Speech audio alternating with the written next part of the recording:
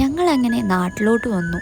And എൻ്റെ വീട്ടിൽ ചെന്നപ്പോൾ ക്യാമറയിൽ ക്യാപ്ചർ ചെയ്യാണ്ട് എനിക്ക് പോകാൻ പറ്റാത്ത കുറച്ച് വിഷ്വൽസ് ആൻഡ് ഞാൻ മിസ് ചെയ്യുന്ന കുറച്ച് വിഷ്വൽസാണ് ഈ വീഡിയോയിൽ നിങ്ങൾ കാണാം.